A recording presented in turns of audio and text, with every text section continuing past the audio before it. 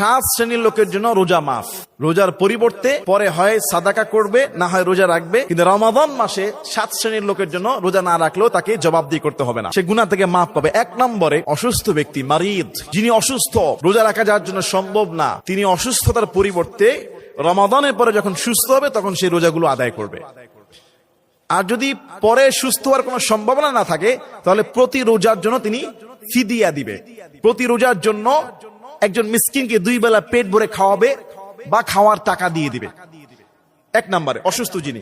2 নম্বরে মুসাফির ব্যক্তি, যিনি ব্যবসায়িক কাজে বা যে কোনো কাজে সফর করেছেন, নিজের বাড়ি থেকে সফরের দূরত্বে চলে গিয়েছেন, 70-80 কিলোমিটার দূরে চলে গিয়েছেন, মুসাফির অবস্থায় জার্নির ক্লান্তিতে পিপাসা লেগেছে, তার রোজা না রাখলে আল্লাহ তাকে গুনাহ দিবে না, পরে সেই রোজাটা রেখে দিবে।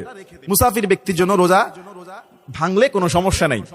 3 নম্বরে অত্যন্ত বৃদ্ধ, দুর্বল, তেমন অসুস্থ না কিন্তু এত বয়স আর এত দুর্বল, যিনি সারাদিন এত লম্বা সময় রোজা রাখা যার জন্য সম্ভব না, তার জন্য রোজার পরিবর্তে তিনি মিসকিন খাওয়াবে বা ফিদিয়া দিয়ে দিবে। 3 নম্বরে। 4 নম্বরে যেই মা বোন রমাদান মাসে হায়েজগ্রস্ত হয়, ঋতুবর্তী হয়, নেফাস শুরু হয়, তাদের জন্য রোজা মওকুফ, যেই কয়টা রোজা রাখতে পারবে না পরে তিনি রেখে দিবেন, তার জন্য রোজার শিথিলতা আছে, ভাঙার হুকুম আছে। 5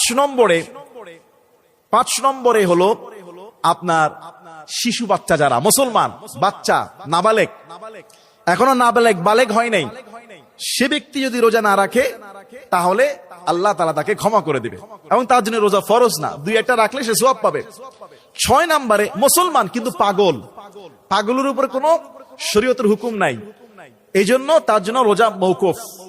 7 নম্বরে যে মা গর্ভবতী কিংবা যে মা দুধ পান করায় বাচ্চাকে, বাচ্চার বয়স 3 মাস 4 মাস, রোজা রাখলে দুধ শুকিয়ে যাবে, বাচ্চা খাবারের কষ্ট পাবে, বাড়তি খাবার খায় না, অথবা মা গর্ভবতী, রোজা রাখলে পেটের বাচ্চার ক্ষতি হতে পারে বা তিনি রাখতে পারেন না, কষ্ট হয়ে যায়, সেই গর্ভবতী মা এবং দুধ পান করানো মা, তার জন্য রমাদান মাসে বাচ্চার সুস্থতার জন্য, বাচ্চার ক্ষতির দিক থেকে বাঁচার জন্য যদি প্রয়োজন হয় তিনি রোজা ভাঙতে পারবে। রোজা না রাখলে সমস্যা নাই, যেই কয়টা ভাঙা যাবে রমাদানের পরে সেটা তিনি শুধু ওই কয়টা কাজ আদায় করলে আল্লাহ তাকে ক্ষমা করে দিবে, রোজার সওয়াব দান করে দেবে।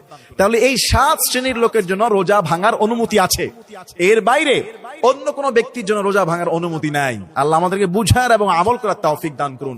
আল্লাহুম্মা আমিন।